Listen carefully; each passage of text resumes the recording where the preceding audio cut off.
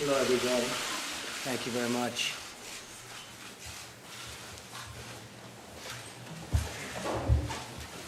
It's great to have you at the White House.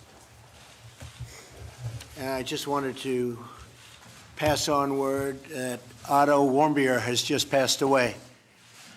He spent a year and a half in North Korea. A lot of bad things happened, but at least we got him home to be with his parents, where they were so happy to see him, even though he was in very tough condition, but he just passed away a little while ago. It's a brutal regime, and we'll be able to handle it. But I want to thank you all for being here, special people. I'm really thrilled to welcome many of you for the first time, and certainly the first time meeting as the American Technology Council. We're joined by an incredible group of leaders on the absolute cutting edge of innovation, including many CEOs from the world's most successful businesses. We have approximately $3.5 trillion of market value in this room, but that's almost the exact number that we've created since my election. In fact, I think we have you beat by a little bit, which is a pretty good number, but I congratulate you all. Done an amazing job. Thank you for lending your time and your talent to the American people. A lot of ideas have come out of the room today, and a lot of ideas will over the next short period of time. I also want to welcome Secretary Mnuchin, Secretary Kelly, Administrator Verma, and my budget director, Mick Mulvaney. Thank you all. Doing a great job. I want to thank Jared and Chris Liddell, for assembling such a spectacular group of people. They're working very, very hard. I want to thank Ivanka for working so hard on it. It's a real passion. Our goal is to lead a sweeping transformation of the federal government's technology that will deliver dramatically better services for citizens, stronger protection from cyber attacks, which we were just discussing in the Oval Office with a little bit smaller group. That's a big problem. There's no question about it. We're going to be working on it. We're going to solve the problem. And up to $1 trillion in savings for taxpayers over the next 10 years, over $1 trillion. We're embracing big change, bold thinking, and outsider perspectives to transform government and make it the way it should be, and at far less cost. My administration's already taken very historic steps to modernize critical IT systems and make government more transparent. As an example, you're seeing what we're doing with the airports, with all of the billions and billions of dollars that have been spent on planes flying all in the wrong directions. We're getting a change. They spent many billions of dollars, and we are getting that whole system fixed. Money wasted over the last 6 or 7 years, billions. VA Secretary Shulkin recently announced that we're upgrading technology to allow the seamless transfer of veterans' medical records from the Defense Department, which has been a huge problem for decades and decades for our great veterans. We'll have it fixed very soon, but it's been a problem for many, many decades. Across government, we're fixing problems in months that others have not fixed in many, many years. And we're just getting started. 50 years ago, our government drove the innovation that inspired the world and put Americans on the moon. Today, many of our agencies rely on painfully outdated technology. And yet we have the greatest people in technology that the world has ever seen right here with us in this room. And most of them are just nodding as I say that. They're actually agreeing with me, which that's interesting, Eric, right? Government needs to catch up with the technology revolution. We're going to change that with the help of great American businesses like the people assembled. The businesses represented here today employ hundreds of thousands of American workers. Your innovation has shaped the modern world and created millions of jobs. America should be the global leader in government technology just as we are in every other aspect, and we are going to start our big edge again in technology, such an important industry. I view it from the standpoint of jobs and other things. You view it somewhat differently, but we're all in the same ballpark. It's so important, so important. My administration is embracing a new spirit of innovation that will make life better for all Americans. And when it comes to what we're here for today, American technology, we're working very diligently with everybody, including Congress, on immigration so that you can get the people you want in your companies. And it's been a tremendous problem that you've had over the past long period of time. So we're working very hard on that, and we'll be able to solve that problem. I want to thank everyone in the room for lending your time again. And what I'd like to do is maybe just go around the room briefly and just introduce yourself and perhaps the name of your company. We won't go with too many long speeches, but we'll maybe just, we'll start with our wonderful, great genius from Microsoft who has done one hell of a job. Congratulations on the job you've done. Go ahead. Thank you, Mr. President. Thanks for the opportunity today to spend the time, both learn and contribute, I think, to what is one of the most important dialogues, which is about modernizing our government with the latest technology, and so that the people of America can benefit from it. So I think the first thing I took away is how important an agenda it is to modernize technology. The second thing I think is for us to do our best work as an industry and in collaboration with the government to skill the people of the United States for the jobs of the future. Technology will play a role both in creation of the jobs and the skills. And then lastly, I would say that we also need to increase American competitiveness. And the two things that the government can and has done is spending in big research. After all the technology that we have today is because it started, in fact, in the government and the research institutions you funded, as well as the enlightened immigration policy. Of course, I'm a beneficiary of that, and I hope that we continue to be able to sort of really make sure that the American competitiveness is what helps us set policy for it. Well, thank you, Satya, and perhaps we could keep it a little shorter than that, folks. Otherwise, we might be here for a long time. Anyway, Jeff. All right, I will be short. I think, when we met before in December, I encouraged this administration that you could be the innovation administration. I'd like to see that kind of thinking continue. I applaud the formation of the Innovation Council and thank Jared for doing that. Just a couple of things that you could certainly focus on. One would be using commercial technologies wherever possible. I think you guys are already headed that way, but to leverage those will save taxpayers a lot of money. The second one is to continue to work hard on figuring out ways to retrain and upskill workers all over the U.S. We have a program at Amazon called Career Choice that's been doing that. We've already got 10,000 people in the program. Ivanka knows about this program. And then the third thing to keep your eye on, and I think it would be impossible to overstate this, is that the United States needs to, in every way, at every level, be working on machine learning and artificial intelligence. And that can be used in every part of government to improve the services that government provides to citizens. Good. Thank you, Jeff. Very good. Thank you. Okay, next. Mr. President, I'm Rafael Reif. I'm MIT's president, and I'm delighted to be part of this terrific group.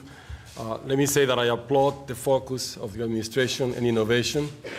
We are the most innovative country in the world today, and the biggest issue we have among ourselves right now, in my view, is to stay where we are as the most innovative country in the world 30 years from now and beyond. Well, my uncle was a professor there for a long time, so I have a lot of respect for MIT, believe me. Great place. Thank you. Thank you very much. Okay. Yes.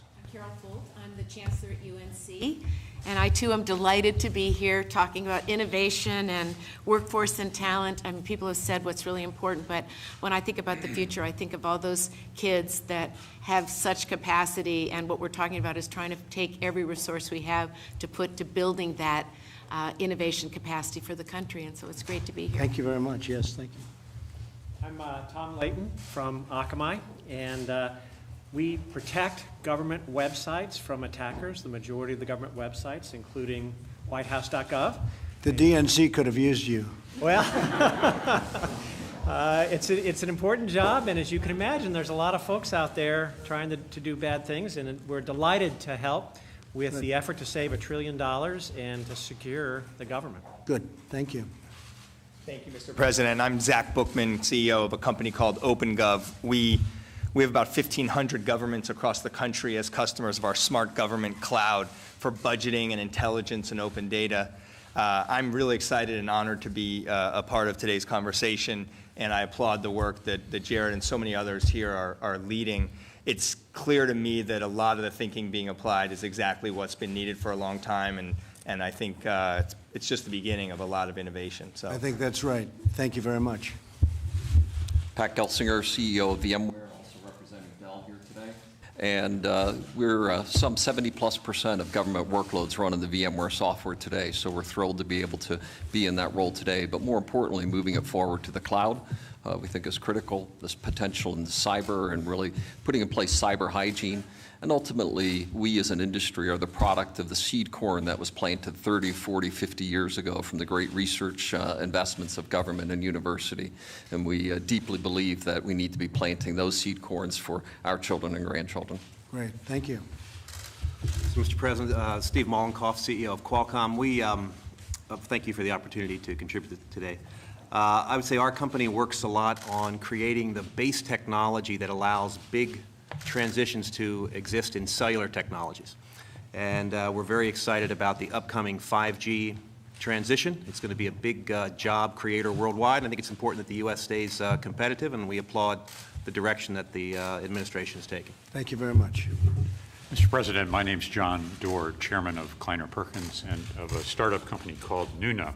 And Jeff would say that your administration will be the innovation administration, and I'd like to challenge it to also be the data liberation administration.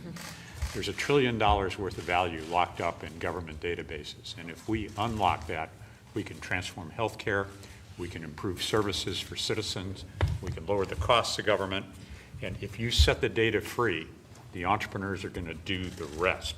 I'm particularly impressed by the thinking of Seema Verma over in your Medicare and Medicaid teams, and look forward to working with you in the administration. Thank you. I'm Michael Drake, president of The Ohio State University. Glad to be here today and very happy to participate in this conversation. You know, we try to enable and empower and inspire young people to make a difference, and being able to partner with our colleagues here around the table and with the government to do that in a better way is something that we're very excited about. Thank you very much. I'm Ajay Banga, the CEO of MasterCard, and thank you for having us, Mr. President. I think in addition to what technology and the Internet of Things is going to do for all of us as an opportunity, side by side comes a tremendous responsibility on cybersecurity. And I think working that the right way with the right public-private partnerships, but also working it where the weakest link, which is small merchants and the individual consumer, get the right level of safety that they demand from us is really important. And I think the level of engagement in that dialogue today was very, very interesting. Thank you very much. Thank you. Mr. President, Ginny Rometty from IBM.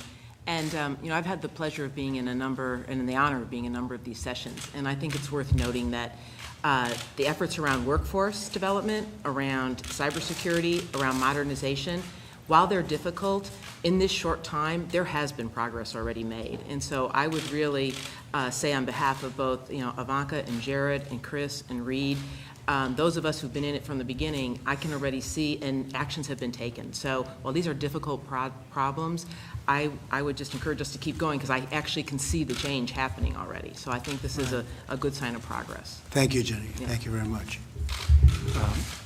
Mr. President, thanks to Jared and Ivanka for sort of driving this so hard.